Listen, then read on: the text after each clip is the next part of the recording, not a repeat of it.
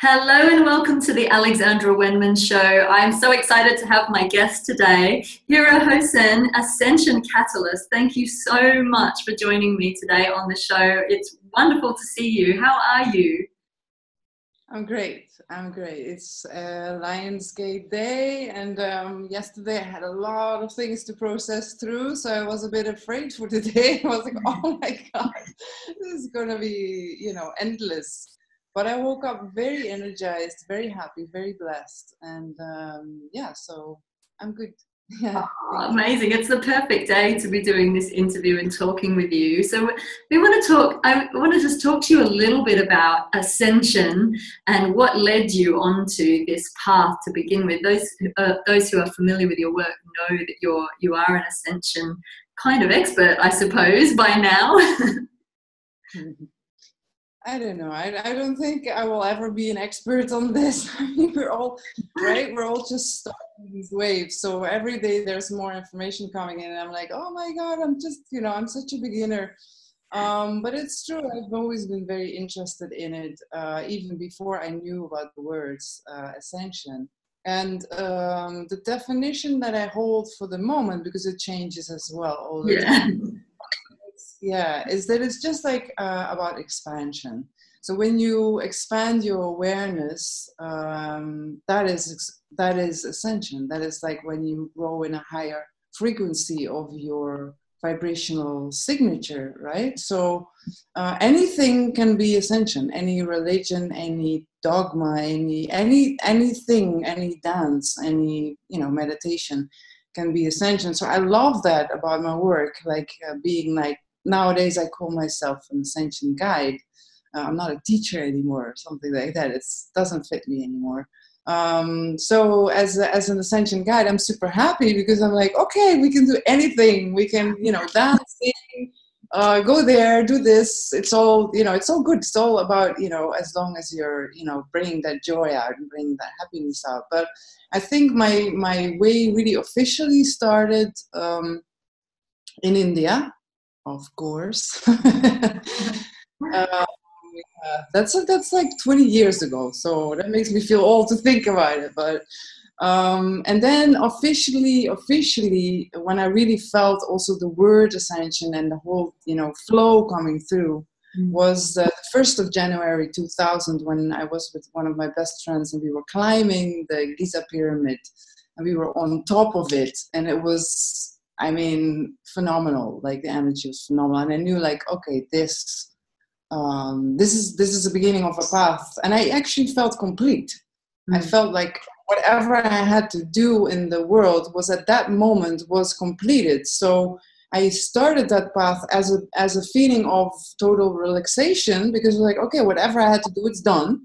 So whatever comes now is like a bonus. So there's no pressure.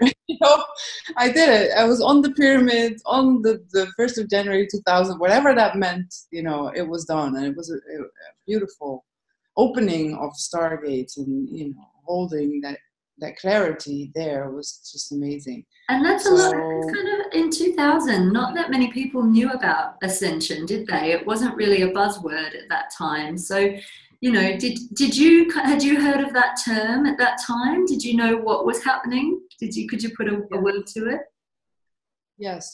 There's always been some teachers that are still here today that were speaking about it already. Mm-hmm. So I was following Dreamfellow Giza. Yes, I know his work well. Yeah, nice. So I'm like a certified teacher of his school. So I was already very much, actually at that moment, I didn't know about him. It was when I came off the pyramid and I went through a journey in the Sinai desert, then coming back and somebody handed me his book. So it was like 4 or 5 months after that. But I do remember knowing that word. And also the word Merkaba came because I walked by the Sphinx, and this time everything was still open. This was Egypt. This was like you could just touch the Sphinx if you wanted to. It wasn't like now where all the, you have to have permission. So there was a young man there, and he said to me, never forget the word Merkaba. And I was like, okay, I won't forget. I was like, 20 years old, like, yeah, sure. sure, you know. And then that book, I opened it on the Merkaba. So I was like, oh, okay. And I actually Googled it, you know, first in that period, like January or, you know, whatever, May 2000. And I Googled Merkaba. There was nothing. Nothing. Oh my God. On Google about Merkaba. So Ascension, I got the word from one of my first teachers, and his name is Dr. Joshua David Stone. I don't know. Yeah, so I was really following his teachings a lot. I had all his books, still teaching from that work. It's like, and he wrote like encyclopedias about Ascension. So from him, I learned the word Ascension and what it meant. So yeah, we're lucky to have him. He was like far ahead of his time. Yeah, it's amazing. I had similar, I suppose, not similar experience in going to Egypt in 2000, but all the things that were happening to me around that time, and also especially leading up to 2012, all the terminology, I channeled, so I was being given information. And it was only after I was given information that then I found the Merkaba, and I found Joshua David Stone, and I found all this stuff that sort of validated and confirmed everything I was already knowing and being downloaded with. Incredible. I think there's so much of this going on, isn't it? This awakening, we're tapping into a much greater consciousness, and it's wonderful to see so many people now sort of illuminating and waking up into that energy. And yeah, so when you climbed the pyramid, I mean, not many people get to climb up the top of the pyramid. How long did it take you to get up the top? And could you feel energy on it? I mean, it's meant to be so powerful electromagnetically. It is, yeah. No, it was very naughty, obviously. There was a military all around with guns, and, you know, every 2-3 meters there was one military. It was guided. I mean, I'm doing like, okay, you could touch it, but it was, you know, it was a huge event. I don't remember what singer was there, but it was huge. So it wasn't that easy, but my friend and me, we just, you know, like girls do, we just sneaked in and we just climbed it. I do remember when we did climb it, it's true, it's quite big, that it became organic. It wasn't like a pyramid with stones anymore, yeah? It was like, I could almost put my hands inside of it. It was like the whole thing just started to open up, and every time I would climb higher, I was, of course, like completely in trance. It was like, you know, when you do stuff that you're supposed to do or that are distant for you to do, you get into a whole different vibe. Like you're almost not yourself, but you're more yourself. So it was like the whole thing just changed. It was, and it actually felt soft and warm. It wasn't like cold stones or something. It was like, you know, just very inviting and very much like coming there. And then when we set up, there was like 6 of us. There was somebody from Ireland that I remember I'm still connected to on Facebook. Some other people that I've never found back again.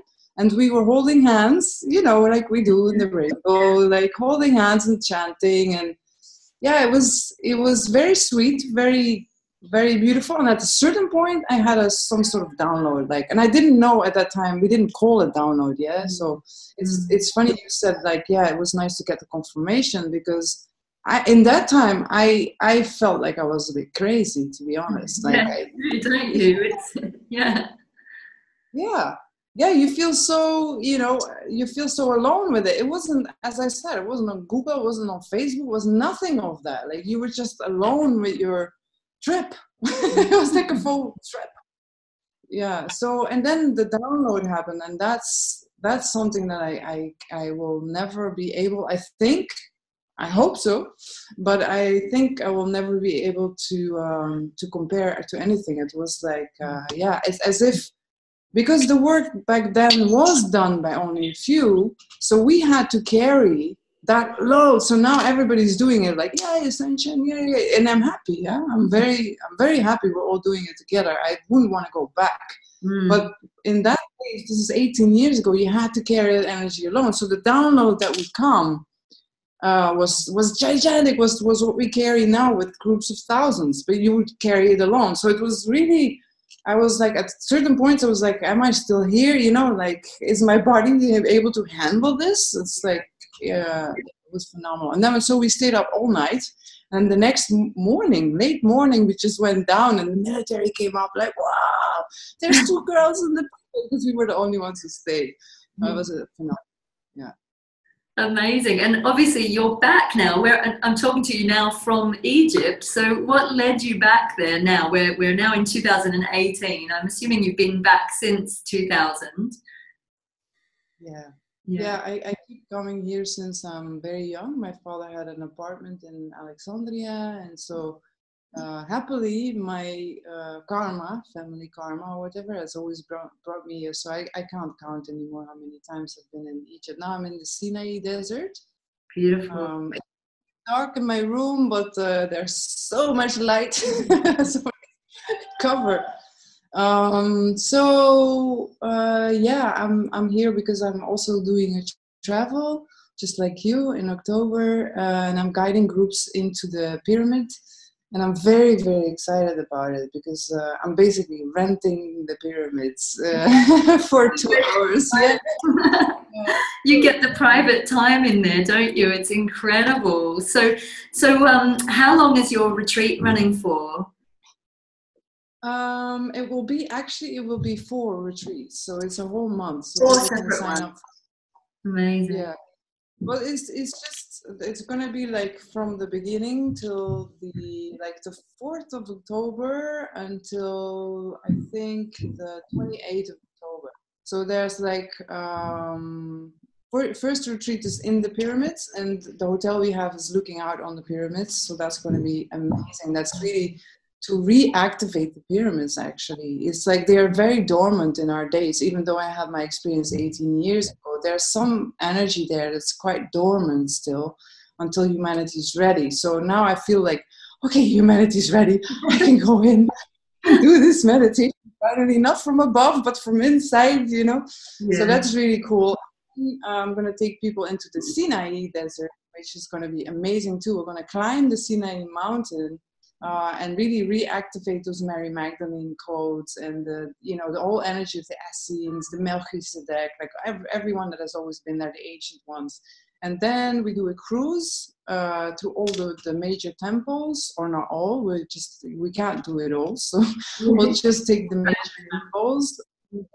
And then the last is the activation of the Merkaba, the one of the Juvelo Melchizedek, which we'll be doing in Dashur, which is a beautiful organic dome and beautiful space where we were very intimate and we are there alone, no tourists, nothing.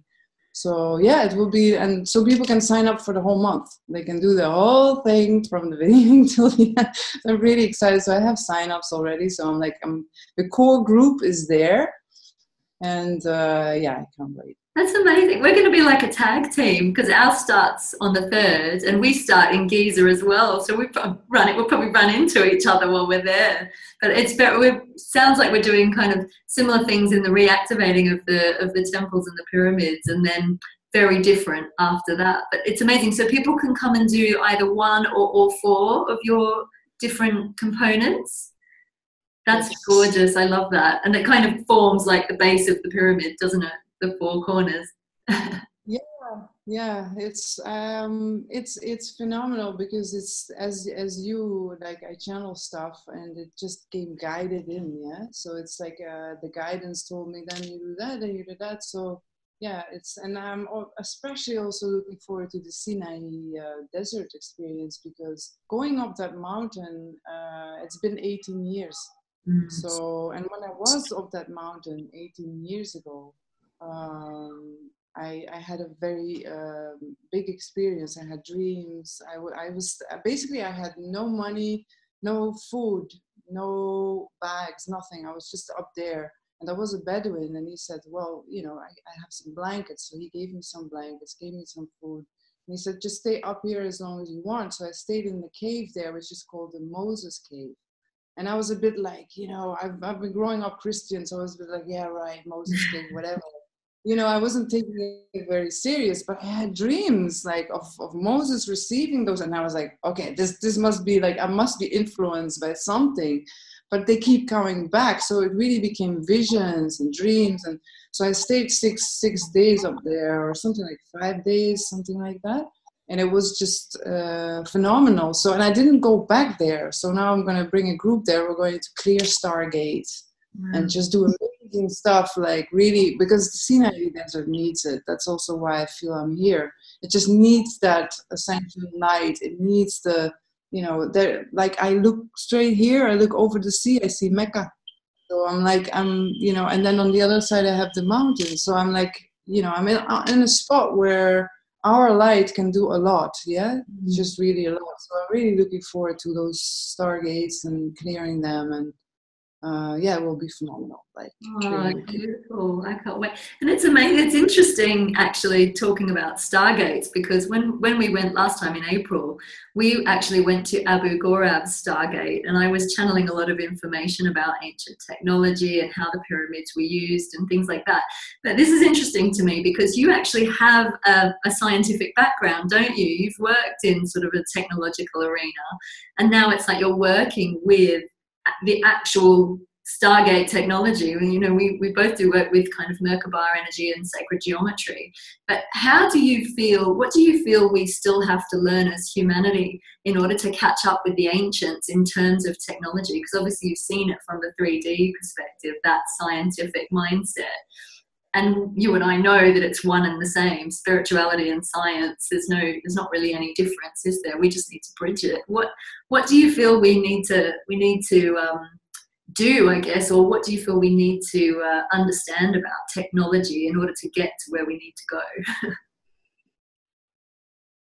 I think we still have a lot to learn. Like as I've seen it in these visions, is that we would work a lot with crystals. So we would put huge, big crystals in different spaces under the ground or in caves, and we would link them together. So we would do that with sound, with, you know, energy healing, and so we would link these spots. Could be for 10, 20, 30 years, just preparing different stargates, just preparing different spaces, and we would walk in different directions. So we would have, like, you know, like you see the monks do in Tibet and in India, they walk in different directions. So we would just create spaces, and with this technology of crystals, and also the you know, the stargates and ships, so the UFOs and everything, we would connect them together. And then from there, we would use sound again as, you know, and even be able to move objects and stuff like that through. So you have the ship, and then you have the crystals, and then you have us in between. We're guiding the whole thing, making sounds, movements. That's why, for example, light language is coming through a lot. I'm going to do today at 8 o'clock a live Facebook with light language, where this is one of those techniques, yeah, where for me the light language is more about toning and about movement. So my body will just start moving. Some other people speak a lot, or they write or something like that. For me, it's all about movement, so that my body can get into a full trance and do the toning as the sound. So I think we're getting there, but much more slow than what I would like to. It's you know, and all that free energy is already out there. I mean, the last 20 years, I mean longer, obviously, hundreds of years, it's already out there. How we can create these new tools. So I'm a bit like, okay, it's been out there for hundreds of years. I know we got created for it before, but just let's get out, you know, as more people that do it. Yeah. So it's going slow, but we have a lot to learn. It involves crystals, sound, vibration, frequency, and obviously working with the extraterrestrials or intraterrestrials, whatever you want to call them. Yeah. So I want to ask you a little bit more about. Sorry, carry on. Yeah, I just wanted to say that, by the way, yes, I'm an engineer, so I have a degree in. I have a Master of Science, and I love to say it because I never did anything with it. But I'm like, yeah. If New Age, they're like, oh my God, look at her speaking about things floating in the air, blah, blah, blah. And I'm like, yeah, well, whatever. I have a Master of Science, and I know how science works. It just works on a hypothesis. And then when you can prove the hypothesis, it's science. So I'm like, hello. Oh my God. Exactly. Like you've got credentials, girl. It's not just, I think this whole thing of like people that are spiritual apparently being all floaty and woo woo and not grounded and not really very intelligent is a bit passe now. It's a bit old. We're all educated, grounded human beings. We just, the irony is that the people that get this stuff actually know more than the people who think we're a bit la la, but bless them with love. It's quite funny and quite telling. But I want to ask you about your experiences with light language, and when did it first start for you? When did you first start channeling? How did this start coming through for you? It's not a specific date or time. It's just that when I was a child already, I very very young, I would build little fairy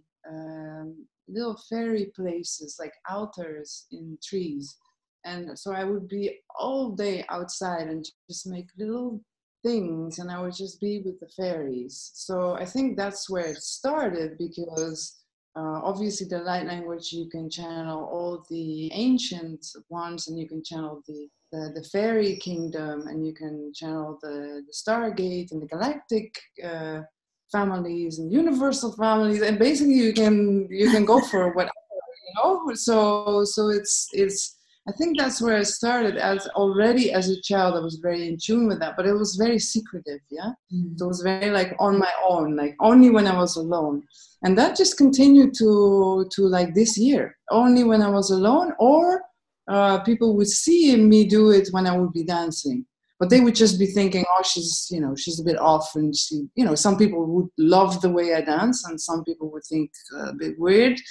But that's when things would start to. That was the only moment that I would share this light language coming through. And then this 2 months ago only, I think, or even less, I went to Jamie Price finally. I think you know her. She's amazing. I've been following her for years. And then at one moment I was like, okay, that's it. I've been following her for years. I can't meet her because I've met so many teachers that I was like, something is wrong here. So I went down I was, on the newsletter. So I went down the newsletter to actually unsubscribe, because I was like, this is like 5-6 years I'm following her, nothing happening. And then I saw like on the screen, coming to Switzerland, So I was like, oh, that's it. Finally, it's gonna. Yeah. So, and she really gave me, and the whole group, she's amazing. She really gave me the confidence that I needed, and I was like, wow, it's so amazing. I'm like 44, doing all that work, and I still apparently really need confidence to actually come out with that light language, because you just feel kind of weird. So she just helped me through all of that, and just gave me the confidence I needed, and the love and the support. She's amazing. So officially now I can do it, and I'm okay to do it publicly. So yeah. Yeah, it is daunting, I think, when you first start doing any of this, because to anyone it looks a bit weird.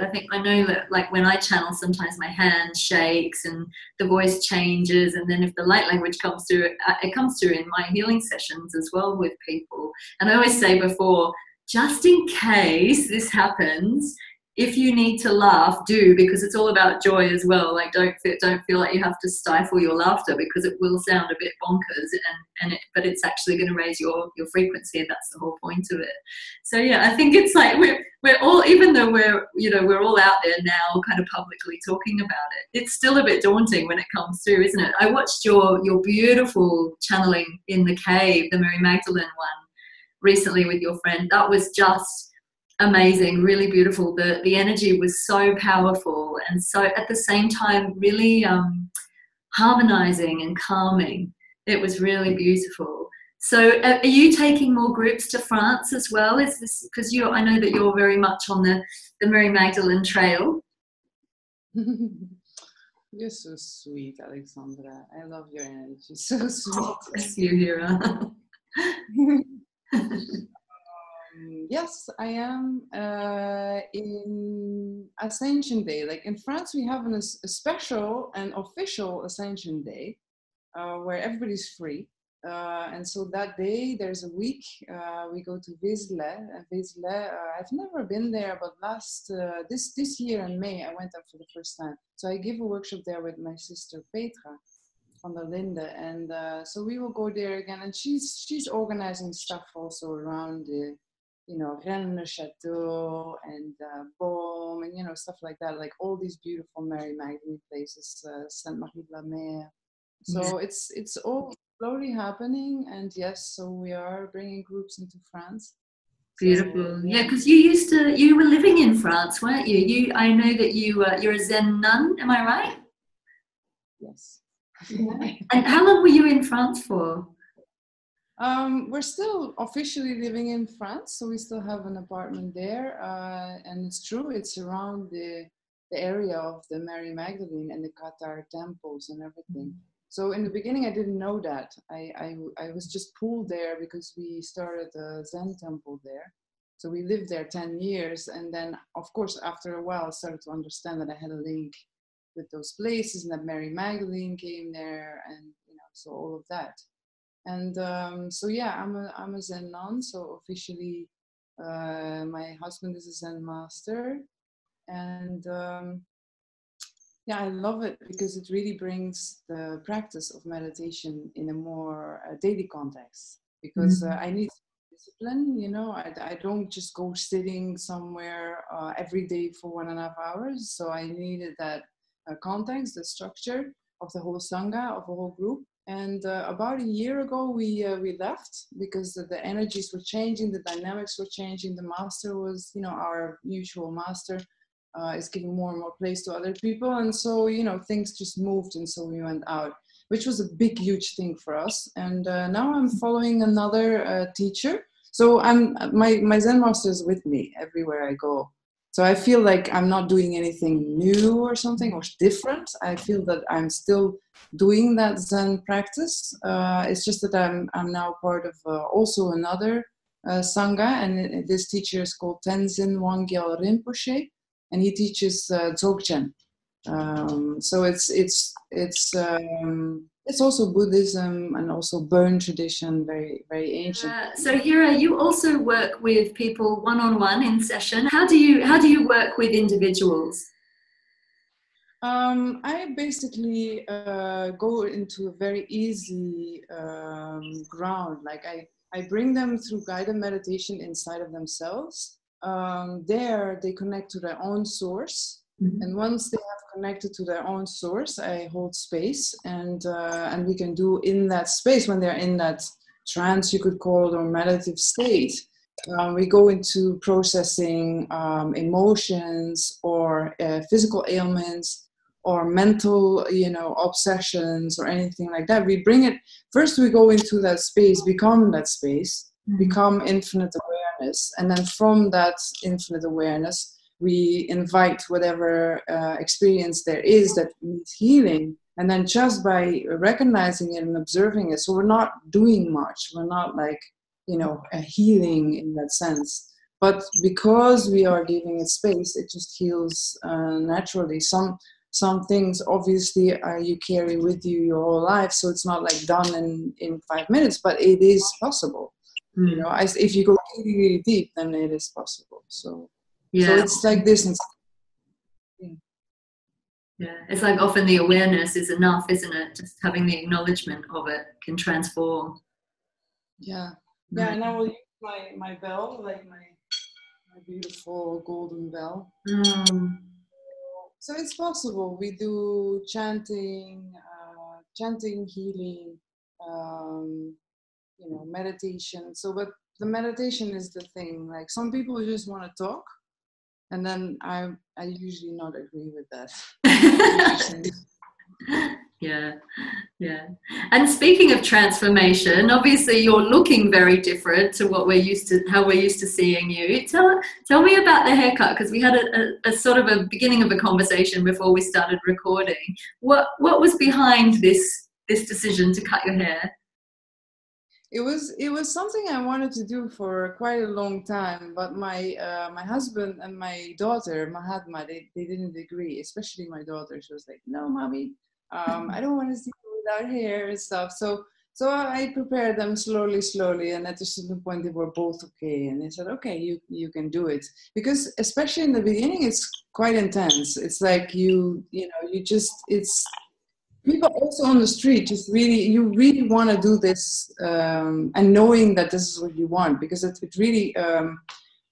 On the level of, I did it because I wanted to go deeper in my practice, and it means that my practice is to not identify with being a woman or a teacher or a mother or a wife or all those stuff. So basically our mantra all day is I, right? So I am doing this and I'm feeling like that, and I. So that mantra is just standing in our way of really waking up. So I disidentify constantly. It's like a constant practice, not only the meditation in the morning, but every moment that I'm aware of that I'm in my head thinking that I am I. And so kind of like making that separative consciousness where I'm separate from all the rest. Then I go back to that practice of non-identification and just become space or silence or stillness or, all these different ways that you can go into your source and you become one again with everything. So I do that constantly, and I really felt I was going to the summer camp, this Dzogchen teaching, the Tumo practice. It's like activating the inner heat inside, and I really felt committed. It was like a commitment where I was like, okay, a devotional thing to do, like, okay, bam, because 14 years ago I did the same when I became a bodhisattva. So in Zen you have two ordinations. You have the ordination of bodhisattva and the ordination of a nun or a monk. So I had done it, but it had been 14 years, and I was like, wow, what happened in those 14 years? It's just phenomenal. So I was like, okay, I'm ready. And so when I did that, it was like I had to go through a lot. I mean, I was like, oh my God, my Instagram identity is different, and my Facebook and blah, blah, blah. And I was like, that's exactly why I'm doing this. You see, it's like, all this, I mean, we women are so identified with what we're wearing and our and it's fine. I mean, I love it too. I love Tantra. I love tasting stuff and smelling and living, and I love it. But we can go too far into it and identifying with this body, with this, the way we look, the way things we think and feel. So it was like this. I really wanted to go deep, and I did it.